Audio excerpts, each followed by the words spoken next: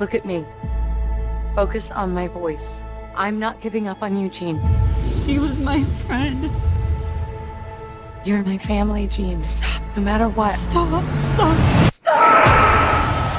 AK-87, this is DCNDolo. We're back with another movie review. I just got back from watching X-Men Dark Phoenix.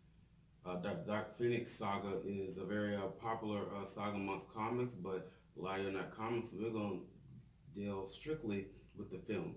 I really enjoyed the film.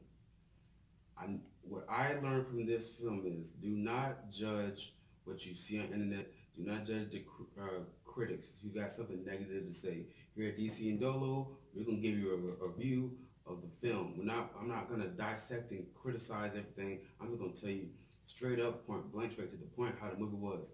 The movie was really, really, really good to me. It's everything I want in an X-Men film.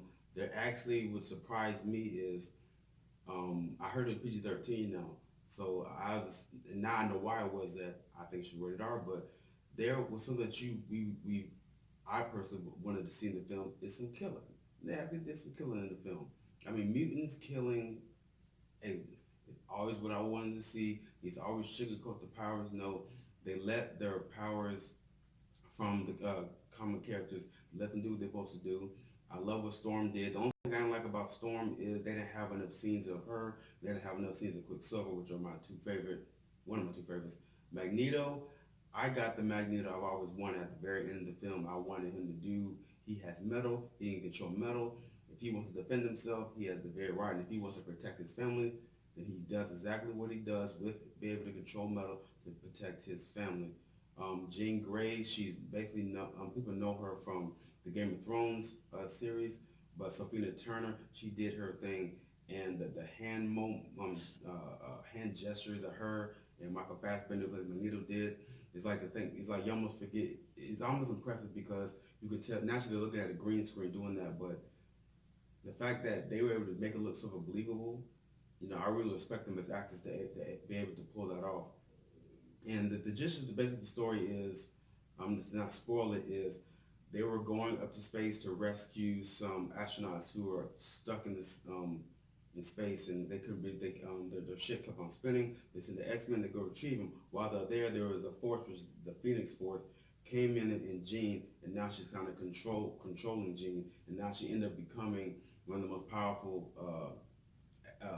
mutants in the world. So they're trying to be able to deal with that. So it's a lot of conflict. You have some teams who basically like to pick and choose. Some people want to kill Jean because Jean did something really bad that's going to be unexpected, which is a spoiler, so I won't say it. So it's almost like a divide. Some wants to protect Jean because that's not really Jean. That's a force controlling her. You have the other ones who's like, I don't really care.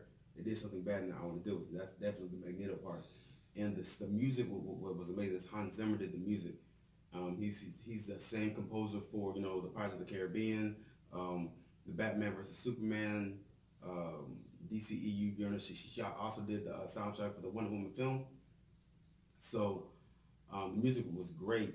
The action scenes was great.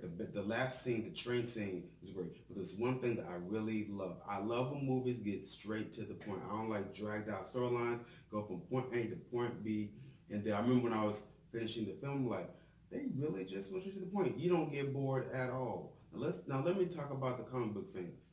Now some of y'all want to say, well, they changed the story and they they retcon. If people don't know what retcon means, like you have a particular story and they just quickly change it. Like you change the future past, you change what the future is. I don't care about none of that. When I pay my money, I want to see a good film. So if you want to sit there and complain about that, fine, have that complaint. But you can't. But if you're gonna stick with just the Dark Phoenix as the box that it is, that particular film, people want to say that's the worst X-Men movie of all time. I love that. I wanted Magneto to kill people. I've always wanted Magneto to kill people. Now I don't mean just being a villain. I mean he was like, okay, you're threatening my family. I'm not having that, and now you got to get dealt with. I've always wanted that. I never really liked the self-righteous Professor X.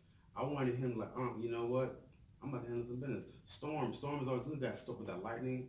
See, normally she's doing lightning, but she did it. Now she's supposed to be the controller of all forces of nature. We always know her to be lightning. In this movie, she did all forces of nature on different scale. The only negative I have with that is I want more of Storm, and I wish they did a solo film because she's in the comics she's supposed to be married to Black Panther, so hopefully she can come in Black Panther. But I really enjoyed it. I think people want to say like they didn't like the villain or they wanted to have this villain. It didn't have a deep story. This ain't Killmonger Black Panther where it's gonna have a sentimental thing. I don't really care about the villain. I care about the X-Men. And if they were just there to just fight the X-Men and then that's it, fine. I mean, that train scene they were doing. I swear, y'all need to watch it just for the train scenes alone. And it's like it's little dialogue, action, little dialogue, big action, little dialogue, the biggest action, action, action, action. And that's what I want. So I know people might not like it. I'm giving it 4 to 5 stars. I think this is one of the best movies. I literally saw it twice. I saw it on the IMAX, then I saw it again because I just had to get the experience. But I will say the IMAX had the better soundtrack experience. It was kind of when I saw it in the regular standard version of it, it didn't have that same pizzazz. So maybe you need to get the IMAX. I just know the reason I know you can't say it's because people were clapping. When I say when the X-Men were doing their thing, people were clapping. When Magneto was doing his thing, people were clapping. When Jean was doing her thing, people were clapping. When Storm finally, we could see Storm's actual powers on screen, people were clapping. So I don't want to hear about this, what the critics say. Matter of fact, whenever a movie come out, don't even watch the critics. You come to DCNDolo and I'm gonna give you the truth, and it ain't gonna be. I'm not gonna be the I do declare at the type, over exaggerating, very Prince-like, type of, arrogance. I'm a guy who goes to the movies. I'm gonna tell you, should you pay for it or should you not pay for it? And majority of you who watch aren't really comic book fans. Let's not kid ourselves. Especially if you're watching DCNDolo, you're not comic fans. Y'all just wanna know, can I get a good movie with some action? Can there be some killing? There's a little bit of romance in that too. And you're gonna get that here at DCNDolo. I don't care. I'm not here to criticize the movie. Trust me, if y'all seen my movie Brightburn, I told you it was crap. I told you. The other people doing the critics, they had their own little thing. But I told the truth. This movie crap. This movie is really good, and I can't wait to buy it on Blu-ray. If you want to spend the extra $4 watching IMAX, I would recommend it. If you don't have IMAX, try to get in the big screen. So again, this is another summer movie. More movies will come out in the summer. So again, it's 4 out of 5 stars. This is DC and Dolo, and this is your review. So go watch it. Peace.